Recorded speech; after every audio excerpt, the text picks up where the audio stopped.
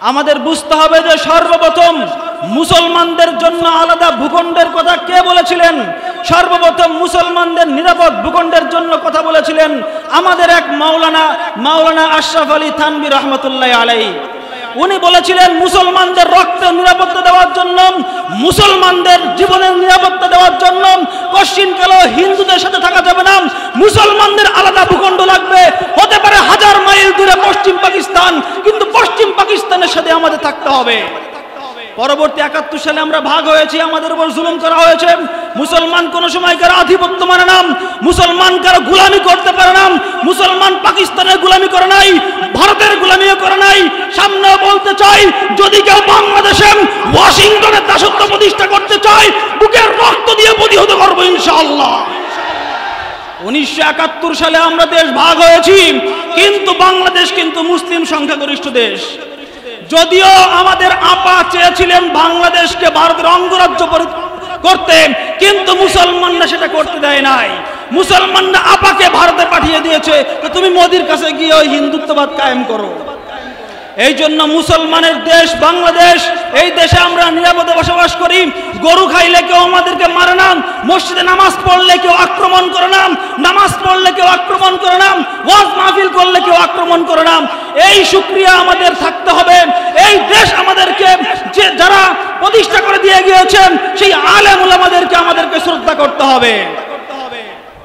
আমরা যখন মসজিদের মেম্বার থেকে, মসজিদ থেকে রাজনীতির ময়দানে আসি, অনেকেই নাক ছিটকায়, হুজুরদের কাজ তো মসজিদে, হুজুরদের কাজ তো মাদ্রাসায়, রাজনীতির ময়দানে কেন আসে? আপনারা বলেন তো, মসজিদে যখন আপনি নামাজ পড়েন, ধনী গরিবের কোনো ভেদাভেদ আছে? কালো সাদার কোনো ভেদাভেদ আছে? মসজিদের মধ্যে কোনো শ্রেণী বৈষম্য আছে?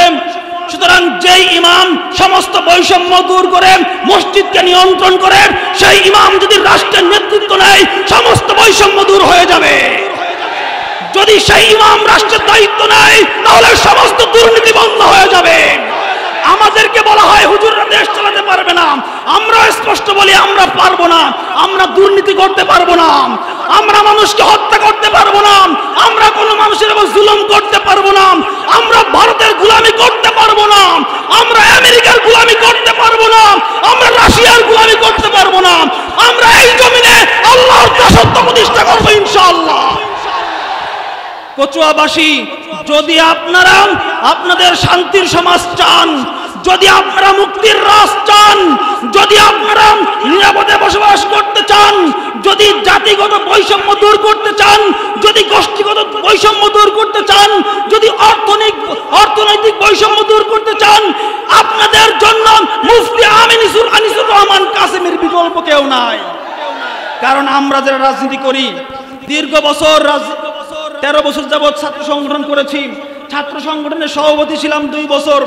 আওয়ামী লীগ বিশাল ধরনের আমাদেরকে হুমকি দিয়েছে, ছাত্রলীগের বিরুদ্ধে যখন কথা বলেছি আমাদেরকে উপর আক্রমণ করতে এসেছেন। কোনটি 1 টাকার বিনিময়ে টাকার অফার করা হয়েছে, বিভিন্ন ধরনের অনেক কিছু বলা হয়েছে। আমরা বলেছি আল্লাহর সন্তুষ্টির জন্য আমরা রাজনীতি করি, কোনো মানুষের টাকা আমরা খাই না, আমরা দুর্নীতি করি না, আমাদেরকে কোনো ভয় দেখিয়ে দমানো যাবে না, কোনো রক্তচক্ষুকে আমরা ভয় পাই না। আমরা আল্লাহ সন্তুষ্টির জন্য, এই মানুষের অধিকার প্রতিষ্ঠা করার জন্য রাজনীতির ময়দানে নেমেছি, আমরা করেই যাব ইনশাআল্লাহ।